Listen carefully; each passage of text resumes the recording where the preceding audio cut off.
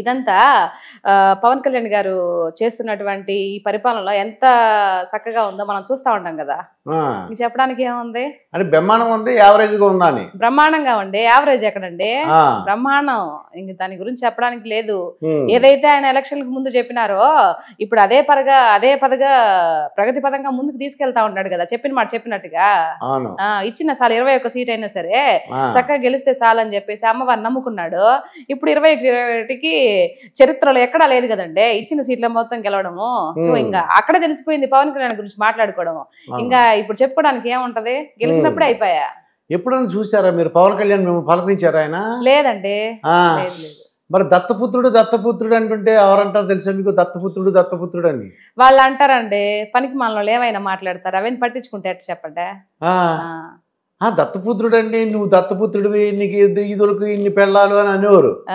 దాన్ని ఏంటి ఎలా చేసాడు అని పవన్ కళ్యాణ్ చూస్తుంటే మాకు సంతోషంగా ఉంటుందా, ఎలా ఉంటుంది? ఏం లేదు, దత్తపుత్రుడు అంటే సపోర్ట్ చేయకుండా చంద్రబాబు నాయుడు గారికి సపోర్ట్ చేయకుండా వెళ్ళిపోతారని కదా. ఒక్కరు సింగిల్ గా వచ్చేస్తే ఇప్పుడు అందరు కలిసి కట్టుగా ఉండేసరికి ఈ రోజు భయపడతా ఉండారు. ఏదైనా ఒక మాట అనేస్తే ఓ భయపడి పారిపోతాడేమోలే, అందుకని కదా వీళ్ళందరూ మాట్లాడిందే. కానీ కుదరకపోయా. ఇప్పుడు కుదరకుండా గెలిచేసరికి అందరికి మొగుడై కూర్చున్నా. ఇప్పుడు దత్తపుత్రుడు అప్పుడు అనమానండి చూద్దామా, జగన్మోహన్ రెడ్డి గారు గాని, రోజక్కను గాని, కొడాలి నాని గాని ఇప్పుడు అనమానండి అసలు ఎక్కడ కనిపిస్తా ఉంటారు మీకు? మరి రోజక్క ఏంటి మరి ఏం క్షమాపణ పేరు నాన్న ఒక అతను ఉన్నాడు. నేను అనుకున్నాను పేరు నాన్న మీటింగ్లు ఎడుతుండే నేను అనుకునేవాడిని. అయ్యి బాబోయ్ ఈ నీతిమంతుడు అంతకి ధైర్యంగా వస్తున్నాడు బాబు అనుకున్నాను నేను. మరి బియ్యం సంగతి తెలిసిందా మీకు ఏమన్నా? అయ్యో దానికి వీడియో కూడా పెట్టినా కదండి నేను.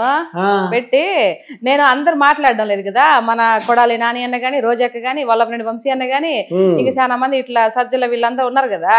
ఏందబ్బా వీళ్ళందరూ మాట్లాడలేదు, ఇంతకు ముందు బాగా మాట్లాడినారు కదా, తిట్టినారు కదా, సో అందుకని భయపడి ఏమన్నా మాట్లాడలేదు అనుకుని, సరే ఈ పేరు నాన్న ఈ మధ్య మాట్లాడుతా ఉన్నాడు కదా, మాట్లాడుతా ఉంటే నేను ఏమనుకున్నానంటే సరేలే పాపం నీతివంతుడేమో అందుకే ధైర్యంగా వచ్చి మాట్లాడుతూ ఉంటాడు కదా అని అనుకుంటుని. అయ్యో మనం చూసినానండి వీడియో, నేనా చూసి షాక్ అయినా. అన్న నువ్వు ఒకటి గోడామ ఒకటి పెట్టి కట్టి దానికి మా వదిన పేరు పెట్టినవు కదా, నువ్వు జయసుధ గారి పేరు, మా పేరు నన్ను భార్య పేరు జయసుధ పెట్టి ఎన్నో వేల బస్తాలు ఉంటే దాంట్లో కొన్ని బస్తాలు సంఖ్య నాకు సరిగ్గా అర్థం కాలేదు, కొన్ని బస్తాలు వెళ్ళిపోతే దానికి దీన్ని పంది కుక్కులు తిన్నామని చెప్తే అసలు ఏమన్నా నాకు నిజంగా నవ్వు వచ్చిందండి ఆయన చెప్తా ఉంటే. పంది కుక్కులు అని తింటాయా? మహా అయితే ఒక బస్తా 2 బస్తాలు తింటాయి ఎలుకలు పంది కుక్కుల. దొరికిపోయా పాపం మా అన్న. ఏం చేస్తా ఇట్లాంటివన్నీ చేస్తారని అనుకోకపోయా, మా అడ్డంగా దొరికిపోయా. డబ్బులు ఇచ్చేస్తాను, మీ కార్డు డబ్బులు పే చేస్తాను అన్నాడు ఆయన. 3,000-4,000 బస్తాలు మిస్ అయిపోయినాయి. 3,800 ఎంతో నేను డబ్బులు ఇచ్చేస్తాను అన్నాడు. తప్పేంటి దానికి మళ్ళీ మా జగన్ అన్న ఇట్లాంటి దిక్కుమాల సందర్భం పెట్టుకోబట్టే కదా ఈరోజు 11 సీట్లు వచ్చినాయా. ఇది లేక కొనసాగిపోతే పోయింది అనుకో, ఈసారి 8 వస్తాయి. లేకపోతే ఏంటి సరుకు ధరల బియ్యము ఎక్స్పోర్ట్ చేస్తే తప్పేంది మాట్లాడుతున్నావు? నువ్వు పండించే నీ చేలో పండించి వడ్లు కష్టపడి వడ్లు మిషన్కి వేసి బియ్యం తెచ్చేసి నువ్వు పంపిస్తే అది ఓకేలే, నీకు 40 ఎకరాలు ఉంది కాబట్టి ఇన్ని బస్తాలు ఇన్ని బియ్యం వచ్చినాయి అనుకోవచ్చు.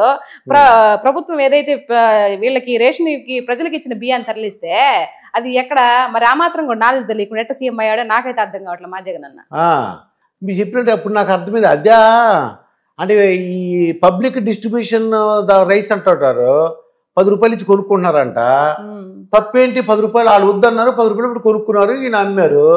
ఏంటి తప్పేంటి దీంట్లో? తప్పు లేకుండా ఎట్ట ఉంటది? ఆ మాత్రం తెలీదా? అట్లా ప్రజలకు వచ్చిన దాన్ని అలాంటప్పుడు తీసి పడేయాలి కదా. అవసరం అయినప్పుడు దేనికి? ప్రజలు తింటారనే కదా అందరికి బియ్యం ఇస్తా ఉంటారు. కొన్ని అలాంటివి జరుగుతూ ఉండయి. ఓకే ఇప్పుడు వాళ్ళు చేసుకుంటారు, వాళ్ళు ఏదో కొందరు అయితే ఏదో టిఫిన్ కనో వాటికనో కొందరు అమ్ముకుంటారు, వాళ్ళకి వచ్చినాక 5 కేజీలు 4 కేజీలు అమ్ముకుంటారు. ఓకే దాన్ని తీసేద్దాము. నువ్వు ఇంత వేల బస్తాలు ఎక్కడి నుంచి వచ్చినాయి? నువ్వు అంటే ప్రజలకు ఇవ్వకుండా నొక్కేసినాయే కదా ఈ అర్థమా? ఆ మాత్రం మా అన్నకి అర్థం కాకపోతే జగన్ అన్నకి ఇది చాలా విరుద్ధంగా వల్ల నాకు అర్థం కాల ముందు. తర్వాత ఏం చేద్దాం మా అన్నకి ఇట్లా గ్రహాలండి వీళ్ళంతా శని గ్రహాలు, ఒక గ్రహం కూడా మంచి గ్రహం లేకపోయా. గ్రహం మంచిది గ్రహం అనుకున్నాం, అయితే ఆయన కూడా చూస్తారు మాట. అది కూడా పాడిపోయిన గ్రహం అండి అది. ఇక అంబటి రాంబాబు అని మా సంక్రాంతికి డాన్స్ చేస్తుంటాడు. సంక్రాంతి వచ్చేస్తుంది, ప్రాక్టీస్ చేయాలి కదా. డాన్స్ ఎలా ఉంటుంది అంబటి రాంబాబు డాన్స్? చూసారా మీరు ఎప్పుడైనా డాన్స్? చూసాను. ఇలా చక్కగా బెమ్మని డాన్స్ చేస్తాడు ఆయన. ఆయన కూడా నీతి మంత్రులు అనుకుంటాం, అత్తమానం మాట్లాడుతున్నాడు ఆయన. మరి పోలవరం మరి గురించి కూడా చెప్తుంటాడు ఆయన అత్తమానం వచ్చి. పోలవరం గురించి ఏమైందనంటే ఏం జరిగిందో నాకు అర్థం కాదు, అక్కడ ఏముంది ఏం చేయాలో అర్థం కాదు, నేను చెప్పిందే కదా బాబు గారు చెప్పింది అని అంటారు. ఇన్ని ఏళ్ళు ఇరిగేషన్ మినిస్టర్ గా ఉండి ఏం చేసినాడో ఏమో అర్థం కాదు. అవన్నీ ఏమో మా జగన్ అడగకపోయా ఏం చేసినవని, అడగపోవడానికి వీళ్ళు పోయి ఆయన దగ్గరికి మాట్లాడేందుకు అవకాశం ఇస్తే కదా మా జగన్ అన్న ఏమన్నా కూర్చుంటే డబ్బులు ఇస్తే ఆడ ఏదో ఒకటి చేస్తారు. ఏమి చేయకపోతే వాళ్ళ మటుకు ఏం చేస్తారా? వీళ్ళదేం తప్పులేదులండి, వీళ్ళందరూ మంచోళ్లే పాపం. పైన ఉన్న మెయిన్ ఏదైతే ధ్వజస్తంభం ఉందో అది చక్కగా లేకపోయా. అంబటరాంబ మాట్లాడింది ఎలా ఉంటది అంటారు చూస్తుంటే? ఎప్పుడు అమ్మా ఆయన తెలుగు పండిట్ కదా, తెలుగు పండిట్ తెలుగు పండిట్లు అట్లే కదా మాట్లాడతారు. అంటే లాయర్ అన్నట్టు తెలిసింది నాకు ఎవరో. అంటే తెలుగులో బాగా మాట్లాడతారు, గడ్డం వేసుకుని మాట్లాడుతుంటాడు అనమాట ఆయన. కంప్లైంట్లు ఎత్తుంటాడు అందరి మీద, సీమరాజు మీద అందరి మీద. మీరు మీ మీద కంప్లైంట్ నా మీద ఎత్తడం భయంగా ఉంది నాకు. కంప్లైంట్ ఇస్తే ఇచ్చుకొని వెళ్ళండి. మనము మాట్లాడడానికి మొదలు పెట్టిన తర్వాత ఎదుటిగా ఉండేవాడు ఎవరైనా సరే అలా భయపడి వెళ్ళిపోతే ఇప్పుడు ఇన్ని రోజులు మాట్లాడిన దానికి సార్థకత ఏముంటది చెప్పండి? వన్స్ ఒకసారి ఏదో అంటారు కదా, వన్స్ ఒక స్టెప్ ఇన్ హిస్టరీ రిపీట్ అవుద్దని మా బాబాయ్ డైలాగ్ లాగా మాట్లాడడం మొదలు పెట్టాక ఇప్పుడు ఎవరో సంథింగ్ వచ్చి మాట్లాడతారంటే ఎనిక్కిపోతే అది కరెక్ట్ కాదు కదా. తీసుకోవాలి, మనం మాట్లాడాలి అడిగినప్పుడు ఎంత ధైర్యం ఉందో ఎదుటి వాళ్ళు మాట్లాడినప్పుడు కూడా తీసుకోవాలి కదా. నాకు అట్లా ఏం లేదు, నాకు క్లారిటీ ఉంది.